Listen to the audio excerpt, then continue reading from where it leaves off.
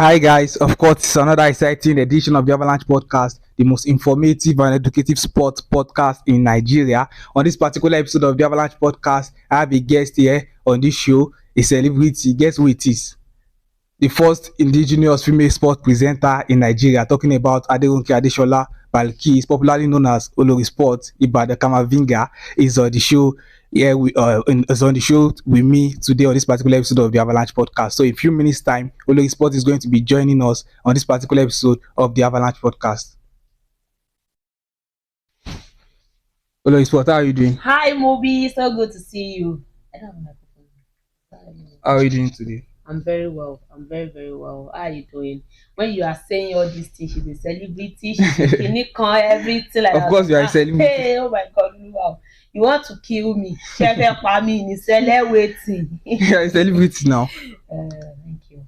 Although some might have a different opinion about you being the first indigenous female sport presenter in Southwest Nigeria. But for me, I don't know. I don't know of any. Yeah, actually, for me, you are the first I have female indigenous sport presenter in Nigeria.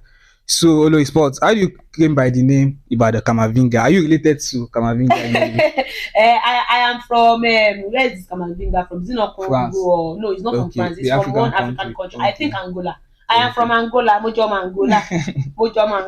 Angola. Actually, it was someone on Twitter that gave me the name. Okay. I can remember it was Eddie Gendio. Okay. So that day, is it not Real Madrid, Liverpool, Champions League final? Okay. Yes, and Real Madrid defeated Liverpool. Is it because of your hairstyle? Yes, but you changed your hairstyle. I'm coming. No. Are you still Kamavinga or not? I am still Kamavinga because my hairstyle without the hairstyle. Another hairstyle. People should not worry about that. Okay. So the person was not like I did this video. Okay. I was put on the Real Madrid jersey, and my hair was sparked like Kamavinga's hair. So the person was like, everybody was actually thought in that video that not because Kamavinga they speak Yoruba. Was it that unveiling video at Splash FM? Not the unveiling video at Splash. I was not even at Splash then. Okay. So that was when they started calling me Banakama.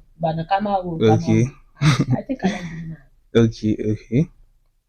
Where do you get those banters, those slangs from? Is he an Ibadan thing, or you are just talented, or you just came by? I do say I don't know if I'm talented, but people says don't let me use that word. People say I am talented, but I don't know if I am talented. But where I get these things from? See, these things are just things that I sit down and they come. Not that I sit down and decide coming or no question or anything.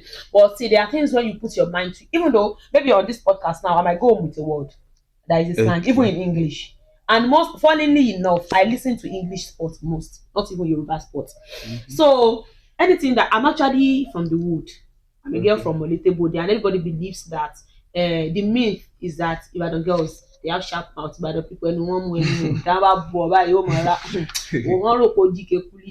that thing is always there. So the street in me plus the vibes that I've been having, and the way I love and everything, I decide to just bring. And when you go to viewing center, you see people talk, you see people bump themselves, curse themselves, swear for themselves when it comes to football. So local viewing center known as Ilebo.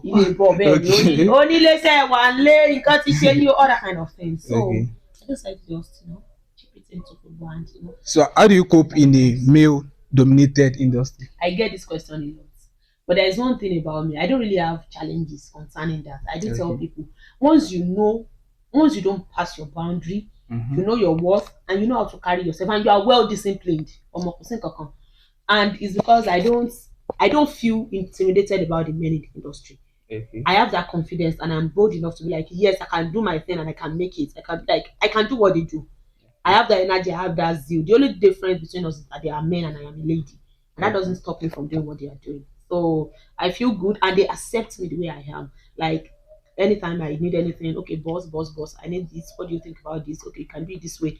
And they put me through because they know that so that's it. I cope well. Okay, that's nice. What will you say is the highest point in your career? The highest point, I haven't reached the highest point in my career.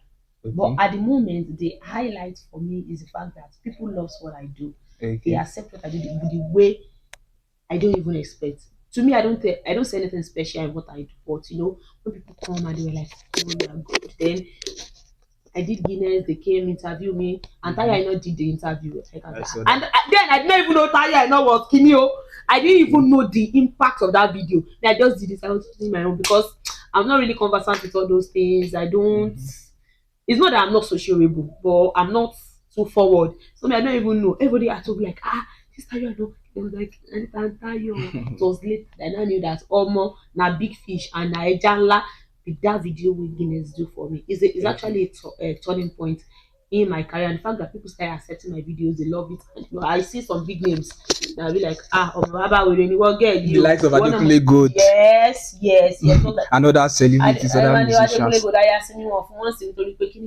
I have people like that, and I'm like, you are trying, you are doing this thing well. And I was like, okay. Even when I did Kabasa, there was a day Baba was like, well done. Well done. So all that kind of thing actually, you know, is a big motivation and a big turning point when other people that I look up to, when they see me and they're like, you are doing well. This is a turning point. What about your lowest point in your career? Have you ever felt at one certain point in time that you are not doing well, or you felt down? Yes, there are times when you have to feel like that. See, you know, people do say you are as good as your last performance. There are times when I do my show, I'll be like, Biliki, you. There are times like that in my shows and career. That's fine. Then during my career, have I ever felt like lowest and people around me, they're always motivating me. So I don't think I've gotten to that stage. You know, while coming up. To stop. No. While coming up, maybe when I'm not yet OLORI Sport, when I will know that moment related because before I get this and that. That was, you know, the whole thing. But immediately I started, realize that this is my passion, this is what I want to do. I don't really see anything. The African Cup of Nations tournament, the biggest competition in the history of African football, is set to take center stage on the 13th of January 2024.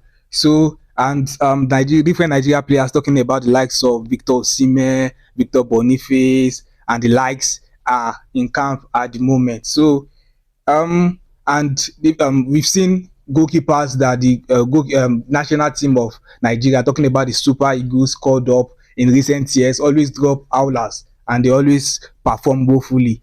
And this particular MPFL season, we've seen different MPFL goalkeepers doing so well at this particular point in time. Talking about Osai Kingdom, likes of Osai Kingdom, Amazo Basugi of Bendel Insurance, and Kayode Bankole of Remo Stars are doing well at the moment and are performing so well in the Nigerian Professional Football League. So, OLORI Sport, do you think there's a need for Ose Pasero to call up MPFL goalkeepers to replace the goalkeepers that are not performing so well at the moment in the cap of the Super Eagles? Actually, that is a bit sketchy and it is dicey. Okay. But I think Ose Pasero and NFF, I don't know what they are thinking. I don't know the kind of weed they are smoking. I don't understand. You know, there is one thing I actually do see. When we have players that are doing well, why can't you just give them a try? Why can't you just give them the benefit of doubt, as English people do say? So just bring them in, let them come to camp, let them come for one of the last time Nigeria won the African Cup of Nations tournament. It was Sunday Uba, Emmanuel Imenike, and different players from the local league that made us win that particular tournament at a certain point in time. So, and at the moment, a certain Wilfred Undidi is injured at the moment, and he was replaced. Al Hassan Yusuf. So, what do you make of that? See, I actually felt bad about that. I wouldn't lie, because Al Hassan Yusuf, I think he played like 15 games for Royal Antwerp and 0 goals, 2 assists. I don't know what is going on, what exactly is going on with NFL, with Ose Pasero and the backroom staff and the technical crew. What are they not doing right? What is wrong with players from MPFL? Though there are times I'll be like, our league, you gonna say Onike leg, yes, I actually like that one. We can't dispute that fact, but that doesn't mean it is that bad. So if they are not calling these players, it actually means it is bad. Royal Antwerp, when they won their league 2022 and 23, I don't think Al Hassan Yusuf has much impact on that team. Although he played against Barcelona in the UEFA Champions League. So that is it. Those are the questions that we need to ask ourselves. Aside from not knowing someone, or there are players in the league that are doing so well. Imiremo Stars, Rivers United, Enyimba, Bedell Insurance, Dover United, Lobby Stars at the moment they are hot, like hot in the one. So what